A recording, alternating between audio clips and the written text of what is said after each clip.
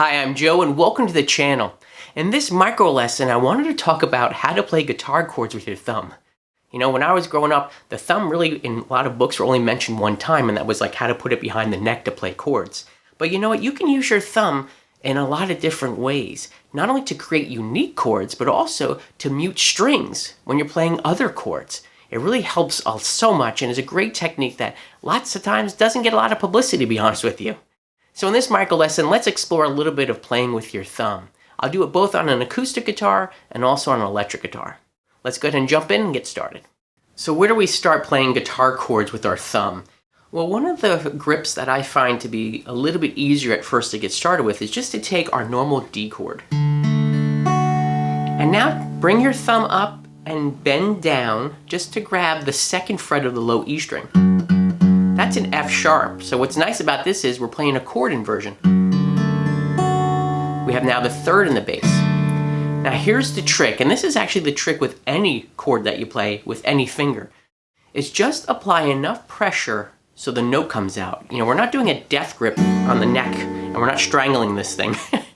That's gonna really cramp your hand and tire things out. You just wanna have a gently enough pressure to make that note come out. So here's what you can do is when you're doing this is start just with the thumb up and slowly apply pressure until that note comes out. And that's all you need for that note. It kind of teaches you how much pressure you need to apply on your thumb to get that note out.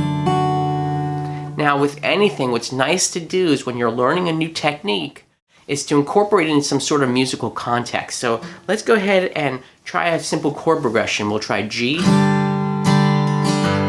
the D with the F sharp in the bass that we just learned to play, E minor, back to the D with the F sharp.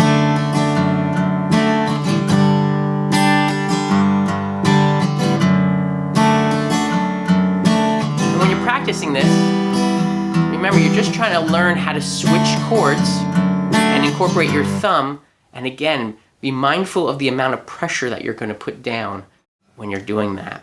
So that's an easier grip to start off with. And then you can start thinking creatively, right?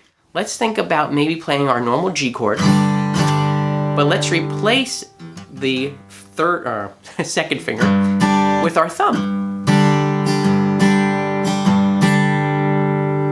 And maybe you wouldn't play this necessarily in a song.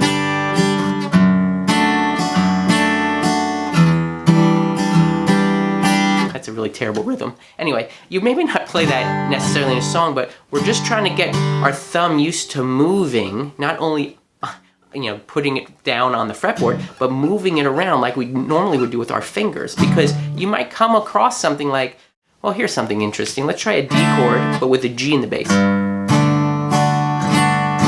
Pretty chord, my favorite chord. One of my favorite chords. But anyway, play, then move it down to the F sharp.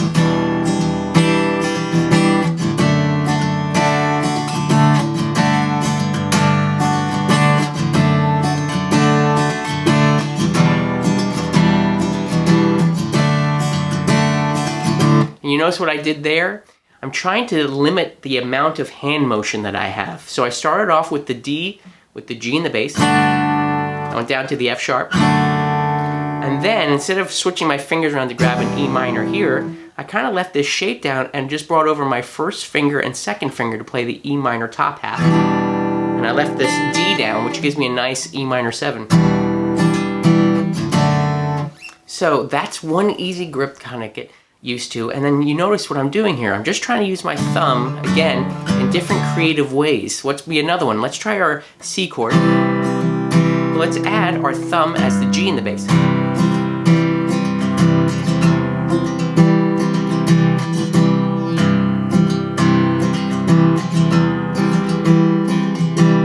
And all I was doing there was I was just kind of bringing my thumb over, playing the G, and then I lifted it up. And what I was doing was playing two different chord inversions. So here's my normal C. Now with the G or the fifth in the bass. Opening it up to the low E for the third in the bass. And the thumb can also be used to mute strings when you're playing your other chord. So lots of times we're playing our C chord like this. Well, you can bring your thumb over actually and lightly dampen the low E string, so it's not playing anymore. If I want to do like a G chord over a B, I'm leaving my thumb over that low E string to mute it out. Maybe to an an A minor 7. Again, I'm just leaving and letting my thumb hover over this low E, so I don't have to worry about it. I can strum all the strings if I want to.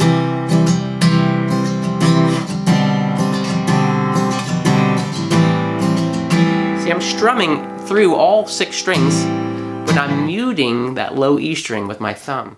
So again, the thumb can be used, and not just with creative chords, but also for muting the other strings. Let's grab an electric guitar, and I'll show you how using your thumb to play some chords will open up and allow your other fingers to embellish those chords a little bit. The same thing applies to electric guitar when just doing this technique. It's the same thing, right? We're bringing our thumb over, and we're learning to apply just enough pressure to get a note to ring out.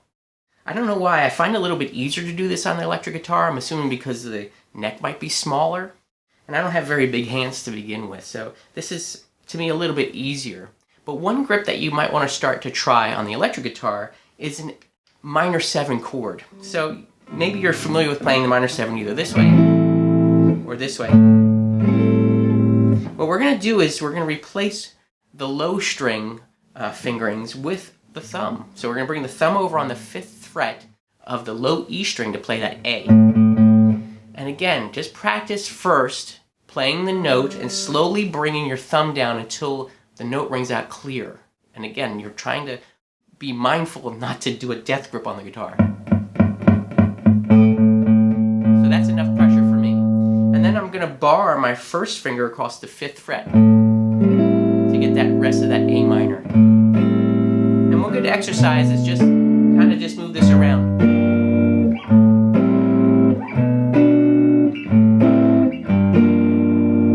Just getting you familiar with gripping that down. And I'll tell you something, it's kind of like using obviously a finger because it's a digit on your hand, but you're going to build up a little bit of a callus on the inside of your thumb by doing this, so don't be too surprised if this hurts like a normal finger would. You're just using a different area of the finger. I don't know if technically people think a thumb is a finger or not, but you're using a different part of your thumb to do this instead of the tip. So as I mentioned in the first part of this video, let's go ahead and put this technique to use in a everyday musical situation. Let's take a chord progression like E major to a C sharp minor 7 to a B to an A. And first let's get used to incorporating now the thumb in this. So the E will stay the same. Then we'll come up and use our thumb based on that same shape to grab that C sharp minor 7, and then we'll come down here to grab the thumb for the B, grab the thumb, to grab the chord with the thumb for B, and we'll come down here to grab the A. So you notice this major shape is the same as my bar shape. But what I'm doing is I'm removing this note that's played on the A string, and I'm just going to use the middle strings for now. I'm going to focus on that shape, that triad shape.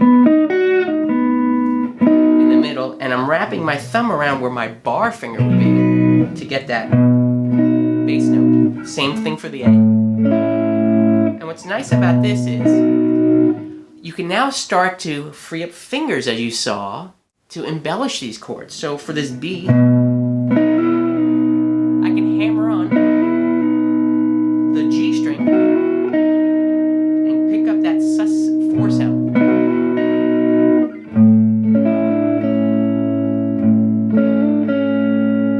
So let's go ahead now and try to embellish this chord progression just a little bit now that we have our thumb in action. So let's go ahead and play the E. I'm planting my thumb down.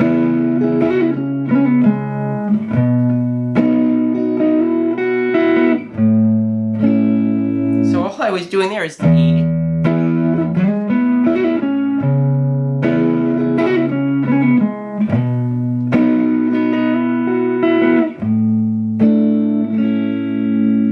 So you can see this comes really in handy when you're trying to just spice up your chord progressions a little bit like Hendrix would do. And all that's happening here again is we're using our thumb now to play kind of bass notes and things of that nature to free up other fingers to do more interesting things. And remember, the same thing also applies here when you want to find or play different types of chords. You know, in this progression, maybe for that B, I might want to do this.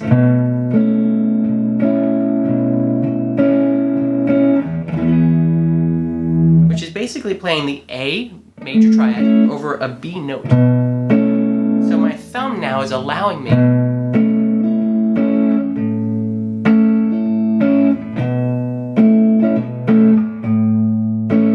to change that bass note. So again, don't get just used to playing the chords this way, but also get used to moving your thumb around behind the neck. Again, just like any other finger would do, just to try to come up with new and interesting things. Maybe this chord, we have the C shape from our kind of cage system here. If we switch our fingers around, we have a bar, right? So we can bring this up, and now I have, let's say, an F here. Have an F major chord. Well, let me wrap my thumb around and pick up a B flat. Let me clean up the guitar sound.